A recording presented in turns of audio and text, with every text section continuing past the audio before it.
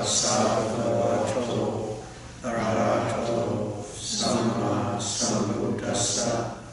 Namo tassa bhagavato arahato samma sambuddhassa. Namo tassa bhagavato arahato samma sambuddhassa.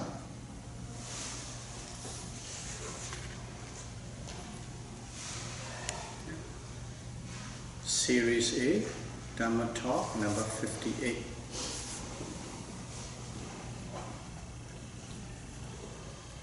We were talking about the Four Noble Truths.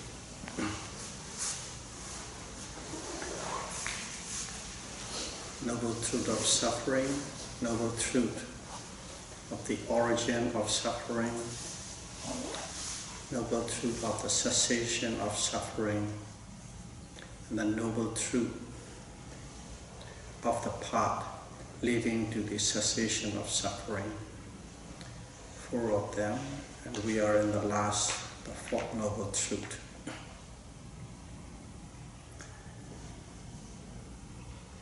This is the important one for us because the fourth noble truth is actually the practice model, something that we must do. Okay. Without that fourth noble truth, which is the noble truth of the path leading to the cessation of suffering, without practicing it, without developing it, without culturing it, we will not truly understand what suffering means. Everything in this universe of mind and matter is all suffering. Intellectually, theoretically, of course, you can read the book and understand. But to actually experientially understand, one must practice the Fourth Noble Truth.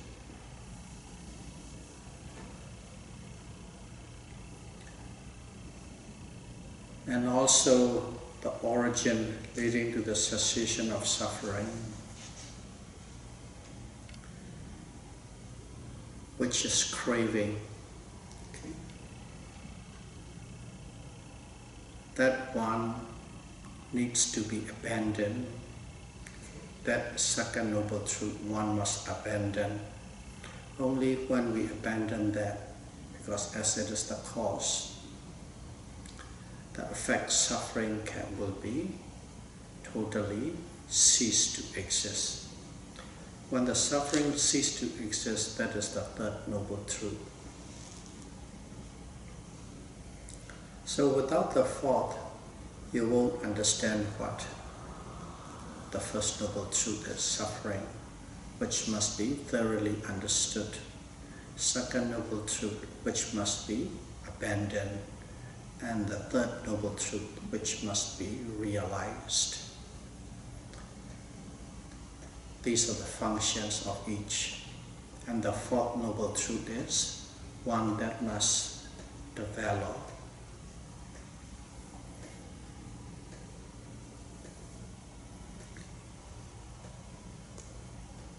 We have gone through that, the overall picture of the fourth noble truth, which is actually the Eightfold Noble Path. To enumerate it, the first one is the wisdom group, which is the correct understanding or correct view. Second one is the correct thought or the right thought, Sammasankappa. Those two are called wisdom group. And the next one is Samankamanta, okay? Correct actions or deeds. Samavacha, correct speech. And Samaaziva, correct livelihood. These three are called the morality group. So second group. And the third one is samavariya, correct effort. Samasati, correct mindfulness. And samadhi, correct concentration. That is the concentration group. So altogether 8 of them in details. But as a group, there are 3 groups. Morality group, concentration group, and wisdom group. So those 3 are called the 3 pillars of Buddhism. In other words, if one wants to realize Nibbana, you must train in these 3 disciplines.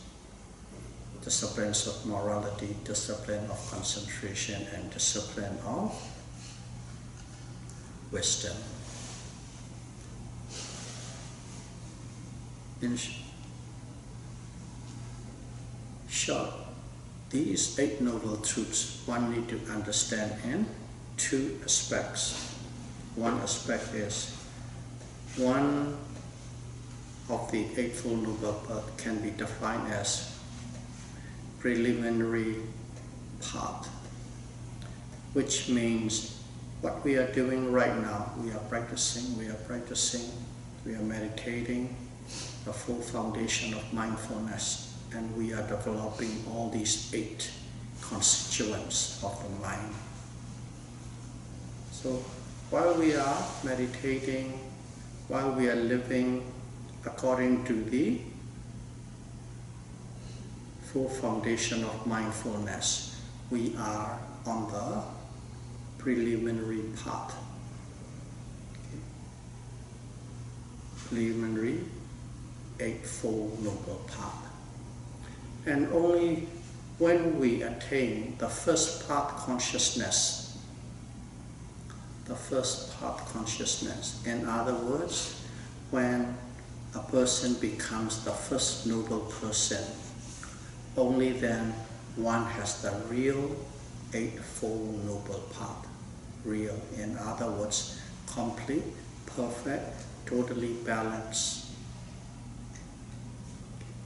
Only when you have this perfect, totally balanced, real path, then one will have the path consciousness. And vice versa, when you have a path consciousness, one already has the real Eightfold Noble Path. So, in that way, one need to understand. So when we practice it, in the first path consciousness, we have abandoned a certain, the gross form of mental defilements.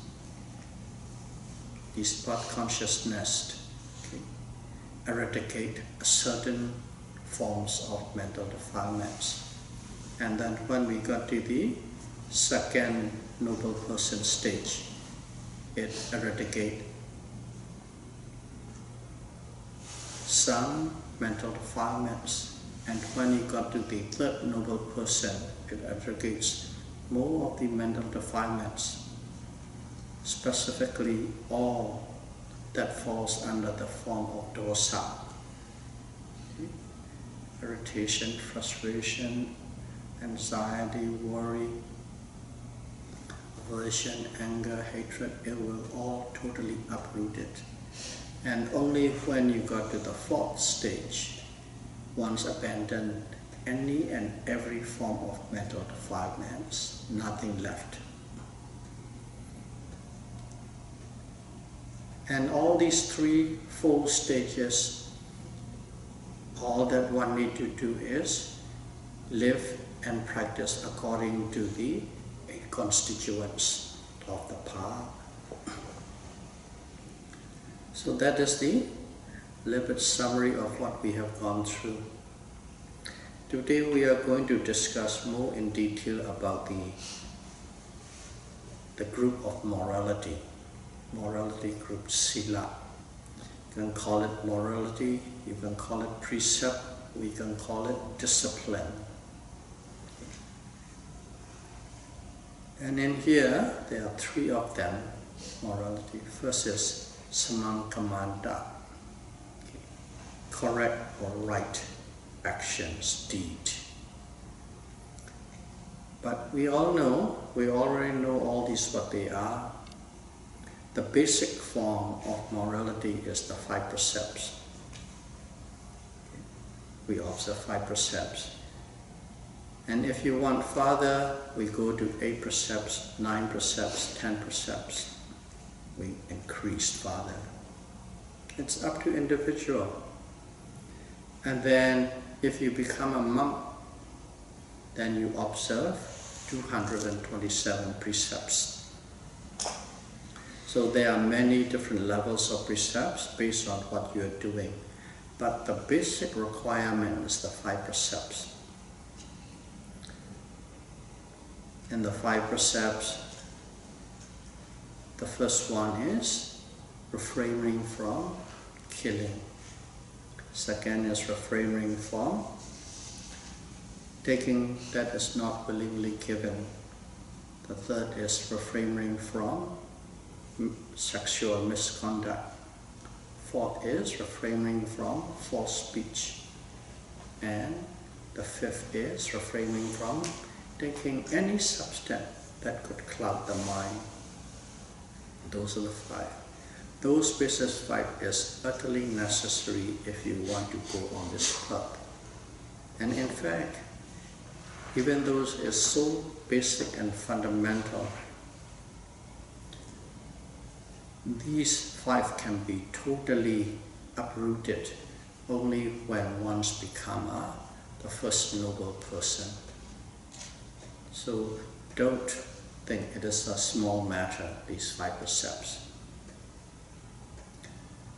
When you become the first noble person, what it means is you will never break these 5 precepts. But in a technical sense, the thoughts of breaking these precepts, any form of thoughts to break these precepts, cannot even arise in the mind of that person.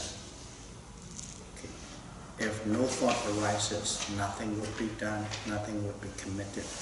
So this is very crucial. And in this morality too, we need to know in 3 different levels. One is reframing. Okay? Reframing only when we come across with a situation. Okay? Avoidance under an occasion or a situation. Whenever the occasions to break these precepts, you come face to face, you avoid to do it, you don't do it. That is one way of avoiding or abandoning. And second way is you avoid or abandon by taking precepts. In other words, every day you start with, today I'm not going to break any of the 5 precepts. You make a resolution to yourself. In other words, you take an oath to yourself that you are not going to break. Because of that resolution, you don't break. The first one is you don't take any resolution, any decision, any determination, but whenever you come across or happen to be in a situation, you don't do it. And the third one is you abandon. You abandon through the ultra-mundane path. Abandon is, we already said it, once you become the first noble person, okay, the first path consciousness, that 5 precept is totally abandoned. So there are 3 ways of abandonment. One is by avoiding or refraining on occasion. Second one is avoiding or refraining through resolution. And the third one is avoiding or refraining through reaching the path consciousness. There are three ways to abandon this morality, or reframing, breaking these precepts. So the first one is samankamanta, refraining from any physical deeds that could hurt and harm other person. Basically, in terms of precept, the first precept, refraining from killing any living beings, not just only human. That is one. And also refraining from taking anything that's not giving, stealing, robbing, extortion. That is also action by deeds. And the third one is sexual misconduct.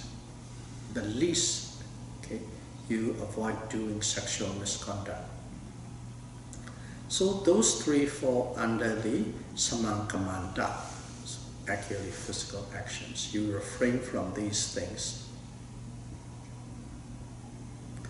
And the second one is samavaca, refraining from wrong speech. And we all know there are 4 types of wrong speech. First of all is lying, straight up lying. Secondly is avoiding rude and harsh speech. And the third one is slander, words implanted to split unity, break unity, split between 2 people, 2 groups, 2 countries. It could be a false speech, or it could be even true, but you know that truth can break up the unity of others. With that in mind, you intentionally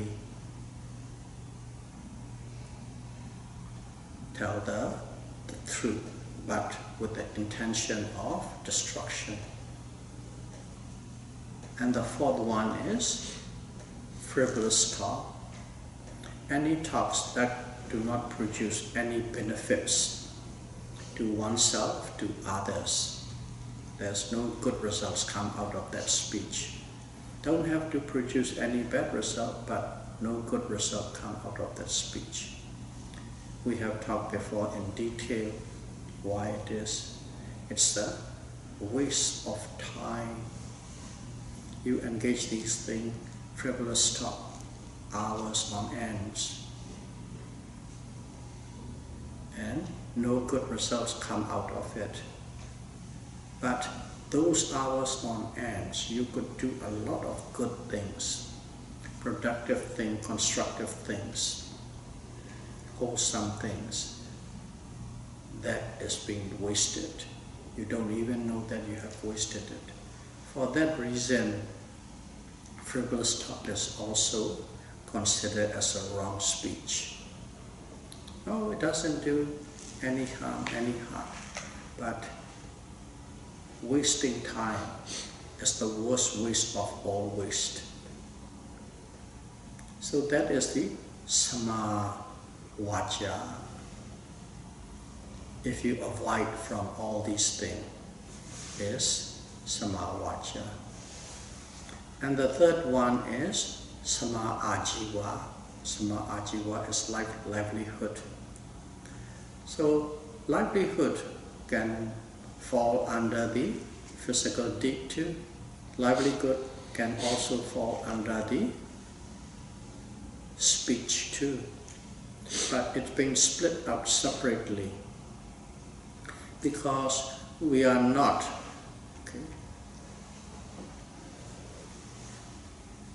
we won't be able to live in meditation. We won't be able to live in the monastery all the time. Most of our times we are making a living. We have to have a job to earn incomes. With that incomes, we can live, we can support the family, and so on and so on. So we all have to have a job. Majority of the people have to have a job. So that is the livelihood. Only when you renounce everything, okay, shave your head, go forth into the forest and meditate. All that you own is just 8 pieces, the ropes, and the bowls, and the mat, and so on. Only 8. A monk can call it. These 8 pieces are their own. They don't own anything. They are not allowed to own anything. So that's why Buddha keep this livelihood separately. He didn't intend this Eightfold Path only for the monks, only for the hermit. He intended this Eightfold Path for everybody at any level. When you renounce it, fine. When you not renounce it, fine. If you are a spinster, bachelor, fine. If you are married, fine. If you have a huge family, fine. Whatever situation, if your mind is inclined towards the cessation, final goal, cessation of physical and mental suffering. But along the way to put in a modern way, we want to reduce stress, reduce stress, reduce stress. If you want to reduce stress, live according to this Eightfold Path. When you reduce stress, there are many benefits come along. Mental health become better, physical health become better, immune system grow better, and so on, endless. These are the benefits. We don't need to talk about benefits. Anyone at any level, any condition or situation of a life that we can think of, if we want to, we can live and practice according to this Eightfold Noble Path. Just a matter of how fast you want to travel this journey and how slow you want to travel this journey. That's the only difference. But regardless, if you live by this path, according to these 8 constituents, first of all, you reduce your stress. You become happier and most peaceful. And also you create a happier and peaceful environment to your surrounding, to your fellow human beings. That is automatic, it comes. For that reason, the Buddha intends for every one of us, whoever truly wished to produce peace and happiness to oneself and the surrounding, the community, humanity. Yes, we can always say Nibbana is the final goal, but you don't have to strive with the immediate urgency. If you are not ready for it yet, but you can still live according to this Eightfold Path. That's why we all know the full foundation of mindfulness discourse.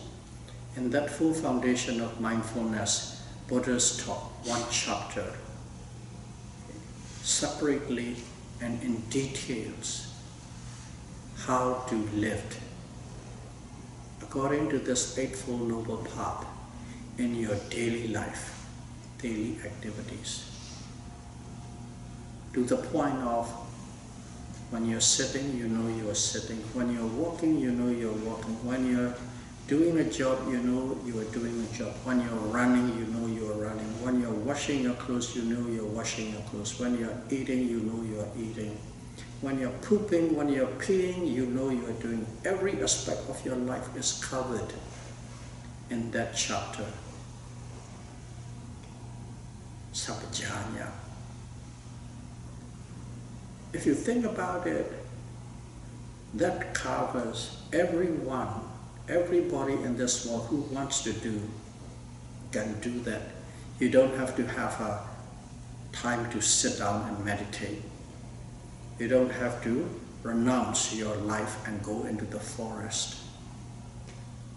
He gives in such a way the same thing can be done by the everyday Joe, and the same thing can be done by a person who wants to release himself from this rounds of birth and death. It's a great spectrum. That's why he gave these things. And this morality too, that's why from the 5 precepts right to the 227 precepts, a whole range for all different sets of people with the different mindsets and determination and goal. So don't say, this is not for me, this is too deep, too high, too spiritual. No, it covers every aspect of our life. That's why this morality is a part of this Eightfold Noble Path.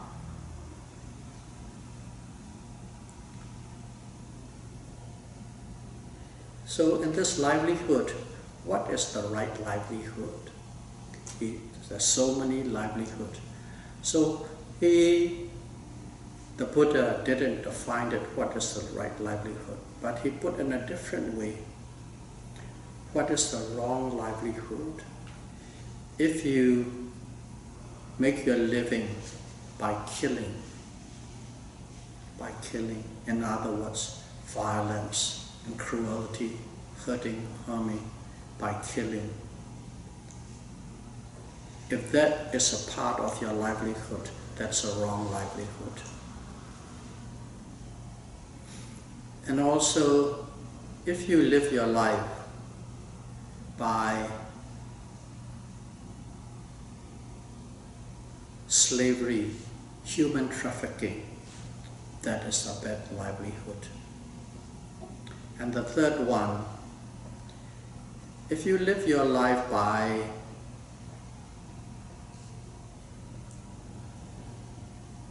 arms trading, nowadays that's the greatest lucrative job. Governments are doing it, not only the individuals and groups. Arm trading, that is the wrong livelihood. And also, if you live your life by trading poison, poison is, you don't have to have a arsenic poison only, not just poison. Cocaine is a poison, crack is a poison, all the drugs are poison. It poisons the body and also it poisons the mind. So don't just think it is, you have to have accurately prescribed from the drugstore poison. Anything that affects the mind is a poison, these substances. So if you live by that, that's also a wrong livelihood. Killing, slavery, weaponry, and the poison. And the fifth one,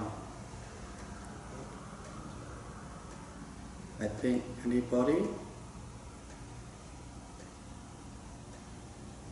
I'm slipping my mind at the moment. Sex trade. Trade of people. Yeah, slavery and that. Slavery and human trafficking. Yeah. Slavery and human trafficking. It will come back again.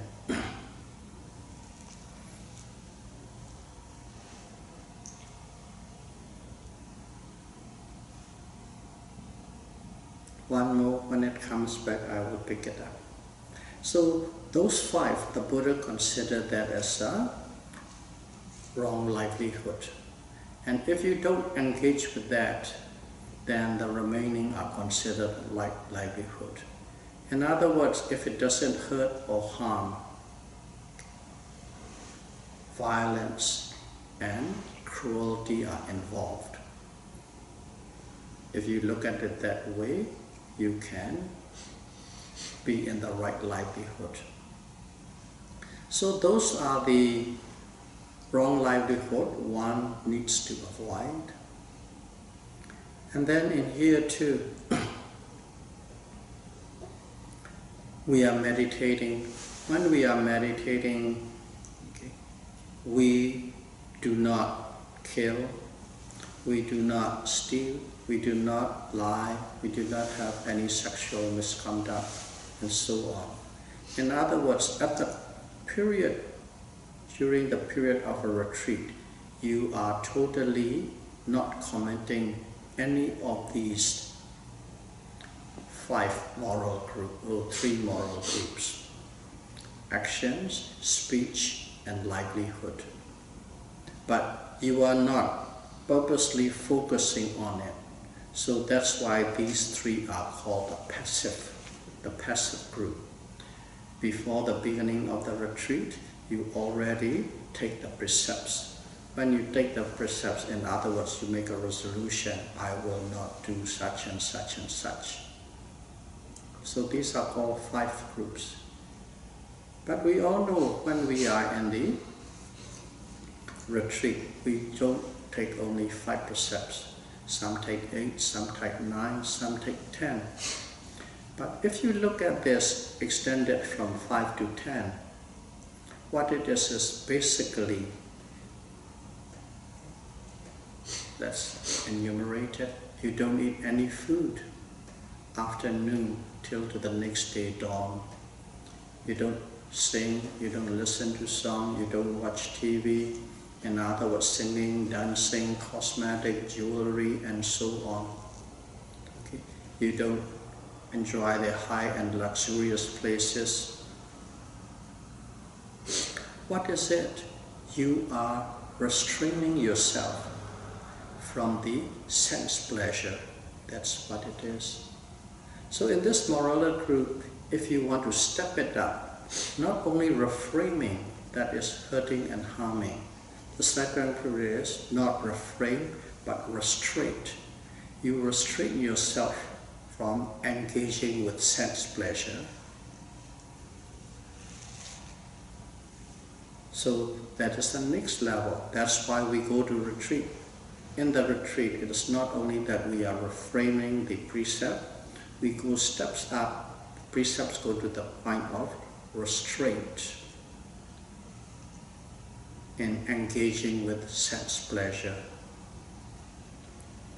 So that is the next level of precepts or morality, discipline. Basically, it's all discipline. And we know why we restrain. Because all these sense pleasures, all the sense pleasures are opposite to what we are looking or what we are searching, where we are going. But that is the spiritual pleasure or the ultra-mundane pleasure.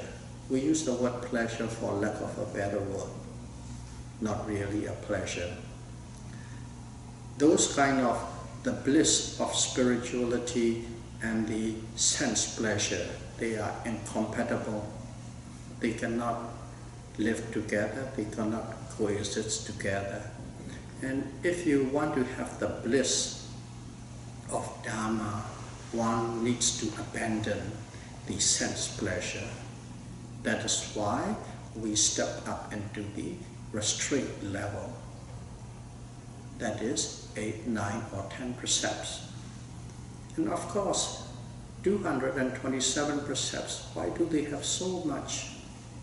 Some of them are laid down by the Buddha not to, basically, not to hurt, not to harm, not to be in conflict with the society where the monks are living. They need support from the society. That is one of the things. But another thing is, if you really read the 227 precepts and live according to it, in other words, just by following that, you will be exactly living as if you are in a retreat. In a way, Buddha gives us in many different ways. Just by following these precepts and rules and regulations and discipline, you are actually putting yourself so that you are totally endowed with Eightfold Noble Path. That's a different way. He put it in a disciplinary way, he put it in a concentration way, he put it in a mindfulness way, in many different ways, but the goal and objective is only one, the bliss of peace and happiness. To do that, there are many different paths to follow, and he laid down all the paths for us. So that is the restraint. Morality is not only refrain, that's a basic minimum that we do need. And at the same time, it is, don't look at it so small. Only when you become the first noble person, you will never, under any circumstances, commit the 5 precepts. Refrain and restraint. That will give you a great foundation for the remaining part of concentration and wisdom. So that's a morality group. And the next one is concentration group, and the next one is wisdom group. Okay, let me pick up the livelihood again.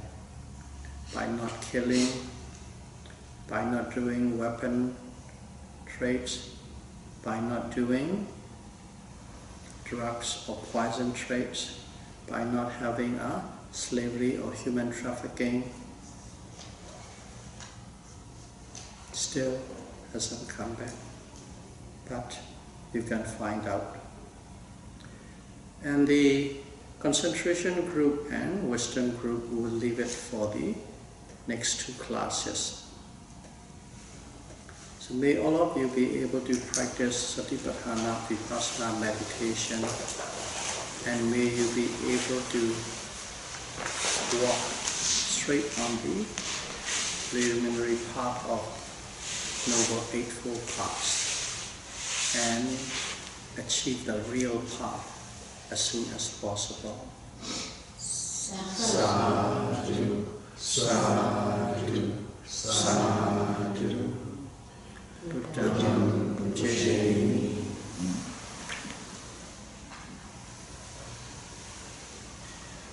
Dhammam Pujami.